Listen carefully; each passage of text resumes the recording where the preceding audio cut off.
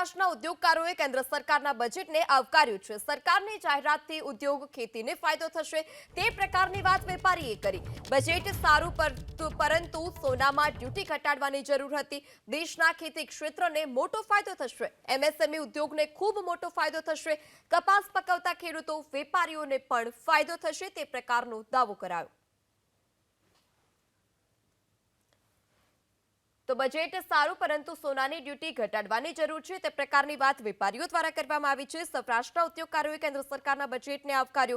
देशमां खेतीनी क्षेत्रे हवे मोटो फायदो थशे। एमएसएमई उद्योगने खूब मोटो फायदो थशे ते प्रकारनी वात કે સૌથી વધારે આજનું આદરણીય પગલું હોય તો 12 લાખ રૂપિયાની હતી। ચેમ્બર દર વખતે 5 લાખ માંગવાના હોય 10 લાખ માંગે છે। આ વખતે રાજકોટ ચેમ્બર ઓફ કોમર્સે 10 લાખ માંગ્યા અને સરકારે 12 લાખ રૂપિયા આપ્યા। એટલે 12 લાખથી સમગ્ર ભારતની પબ્લિક અને ખાસ કરીને મધ્યમ વર્ગ ખુશ છે। આરોગ્ય માટેની વાત કરી, હેલ્થ સેક્ટરની વાત કરી, હેલ્થ સેક્ટરમાં એફડીઆઈની 100% છૂટ આપી। એટલે આ બધી સારી નિશાની કહી શકાય। એજ્યુકેશનને પણ એટલું જ ધ્યાનમાં આપ્યું। આઈઆઈટીમાં 65,000 સીટોનો વધારો કરવો, મેડિકલમાં 75,000 સીટનો વધારો કરવો, એક આ બજેટનો સર્વાંગી બજેટને કહી શકાય એવા બધા પાસા છે એવું મારું સ્પષ્ટ માનવું છે। સૌરાષ્ટ્રને ધ્યાનમાં રાખીને જ આ કદાચ સુવિધા આપી હોય એવું મને સ્પષ્ટ લાગી રહ્યું છે। કપાસની વાત કરી તો છેલ્લા 5 વર્ષમાં જે કપાસને ભરતા ભાવ હોવા જોઈએ એને જો મળવાની વાત છે એમાં પણ એને સારો એવો બૂસ્ટ આપ્યું છે। એમએસપીની ઇનડાયરેક્ટલી રીતે એમએસપીને સ્વીકારીને વધારો કરેલો છે। એટલે ખરેખર ખેતીમાં સૌરાષ્ટ્ર વધુમાં વધુ ખેતી ઉત્પાદન કરતો પાક છે એ પાકને 100% ફાયદો થશે। ખાસ તો રાજકોટ એ એમએસએમઈનું હબ છે અને એમએસએમઈને લગતા જે જાહેરાત થઈ છે એના કારણે રાજકોટનો અને ગુજરાતનો સારો એવો વિકાસ થશે અને સ્ટાર્ટઅપ અને જે ટેક્સના સ્લેબ બંનેના ફાયદા એમએસએમઈને થવાના છે।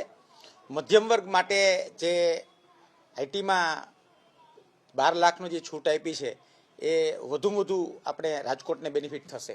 જે 12 લાખની જે લિમિટ કરી છે એમએસએમઈ, ખેતી, ઇન્ડસ્ટ્રીઝ અને શૈક્ષણિક, મેડિકલ ક્ષેત્રે, ઇલેક્ટ્રોનિક ક્ષેત્રે જે કંઈ પણ સુધારો આપ્યો છે ખૂબ જ સરાહનીય છે। તેનાથી ખૂબ બુસ્ટિંગ મળશે। તો આ નાના ઉદ્યોગોને જે 10 કરોડ, 5 કરોડ અને 3 કરોડની જે સહાય આપવામાં આવેલી છે તે ખરેખર આપણા ઉદ્યોગોને બુસ્ટિંગ મળશે અને 25%થી પણ વધારે ઉદ્યોગોને આમાં ફાયદો થવાનો છે। પરંતુ અમારે જે સોના ચાંદીમાં ઉદ્યોગકારોને જે ડ્યુટી ઘટાડવાની માંગણી હતી, 6%થી ઘટાડી 3% કરવાની માંગણી હતી, એ હાલ સ્વીકારેલ નથી। ગત બજેટમાં એ ડ્યુટી ઘટાડી 6% જેવો ઘટાડો કરવામાં આવેલ હતો, તેમાં વધારો પણ કરવામાં નથી આવેલ। એઝ ઇટ ઇઝ અમારા સોના ચાંદીના ઉદ્યોગકારોમાં અત્યારે હાલ પૂરતું આ બજેટમાં કોઈ જોગવાઈ આપવામાં આવેલ નથી। યુરિયાનું ઇમ્પોર્ટ છે ઇન્ડિયાનું 31,000 કરોડનું છે, જેમાં બહુ મોટું ફોરેક્સ બહાર જઈ રહ્યું છે। એના માટે પૂર્વ ભારતમાં યુરિયાની ફેક્ટરી ડિક્લેર કરી, એ બી એક બહુ સારી વાત છે। અને એક્સપોર્ટર્સનું જો આ જ રીતે ધ્યાન રાખવા માટે એ લોકોએ એક્સપોર્ટ પ્રમોશન કાઉન્સિલ બી ફરીથી ખોલી કે જેની અંદર એના એક્સપોર્ટરના પ્રશ્નો અને એમને ફ્રી લેન્ડિંગ મળે અને વિશ્વ બજારની અંદર ભારતની ફરીથી એક ચાઇનાની સામે એક લડાઈ આપી શકે તેવી પરિસ્થિતિ ઊભી થાય।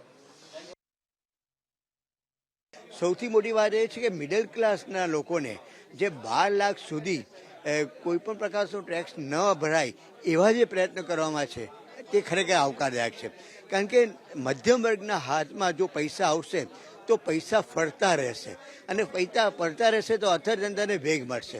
તો સરકારે ફર્સ્ટ ટાઈમ એન્ટરપ્રિન્યોરને 2 કરોડ રૂપિયા જેટલી લોન, ટર્મ લોન તરીકે 5 વર્ષ માટે આપી છે। એક બહુ સ્તુત્ય પગલું છે। એમએસએમઈ માટે સરકારે સારું કર્યું છે, મહિલાઓ માટે સરકારે સારું કાર્ય કર્યું છે। એ જ પ્રમાણે ભારતને ગ્લોબલ ટોયનું સેન્ટર બનાવવા માટેની સરકારની જે પહેલ છે એ પણ આપણે ધ્યાનમાં લેવા જેવી વાત છે। ટેક્સટાઇલ ઉદ્યોગમાં જે ઇમ્પોર્ટેડ મશીનરી છે તે ઇમ્પોર્ટેડ મશીનરીમાં ડ્યુટીમાં શટલલેસ લૂમ અને વોટરજેટ લૂમ્સ માટે કંઈક રાહત કરવામાં આવી છે અને એ રાહતને હિસાબે જોઈએ તો એ ઇમ્પોર્ટેડ મશીનરીમાં ફાયદો જરૂર થશે। એક્સપોર્ટ માટે ઘણો ફાયદો થશે કારણ કે એક્સપોર્ટ જે લોકો કરી રહ્યા છે તે લોકોને આમાં ખૂબ ફાયદો થશે એવું મારું પોતાનું માનવું છે। આજે જે બજેટ જાહેર થયું છે ખાસ કરીને ખેડૂત, ગામડા અને ખેડૂતો માટેની ચિંતા આ સરકારે, ભારત સરકારે નરેન્દ્ર મોદીજીની આગેવાનીમાં કર્યું એવું લાગી રહ્યું છે। ખાસ કરીને જે 2006-07થી જે રીતે કિસાન ક્રેડિટ કાર્ડની જે મર્યાદા 3 લાખ રૂપિયા હતી આજે વધારીને 19 વર્ષ પછી વધારીને 5 લાખ કરવામાં આવી છે। ખેડૂતોમાં ખૂબ જ ખુશી છે અને ખાસ કરીને માછીમારો અને ડેરી ઉદ્યોગ માટે પણ જે રીતની જે લોનની ધિરાણની યોજના 5 લાખ સુધી મર્યાદિત કરી છે એટલે ખૂબ જ સરાહનીય પગલું છે અને ખાસ કરીને ખેતી ગામડું માટે જે રીતે જાહેરાત થઈ છે ખૂબ જ આવકારદાયક છે અને ખાસ કરીને કપાસ જે મુખ્ય પાક છે ભારત દેશના ખેડૂતોનું એના માટે પણ આવનારા 5 વર્ષમાં જેનું ઉત્પાદન વધે ખેડૂતોને 2 પૈસા વધારે મળે એ માટે બજેટમાં જોગવાઈ થઈ છે તે ચોક્કસ કહી શકાય ખેતી ખેડૂત અને ગામડાનું બજેટ છે અમે આવકારીએ છીએ. તો સુરતના વેપારીઓએ પણ બજેટને આવકાર્યું છે. સૌરાષ્ટ્રના ઉદ્યોગકારોએ કેન્દ્ર સરકારના બજેટને આવકાર્યું છે. વેપારીઓએ બજેટને ઉદ્યોગને વેગ આપનારું ગણાવ્યું. કપાસ ખેડૂતો અને વેપારીઓને ફાયદો થશે. સરકારની જાહેરાતથી ખેડૂતોને ફાયદો. બજેટ સારું, પરંતુ સોનામાં ડ્યુટી ઘટાડવાની જરૂર હતી તે પ્રકારની વાત વેપારીઓએ કરી છે.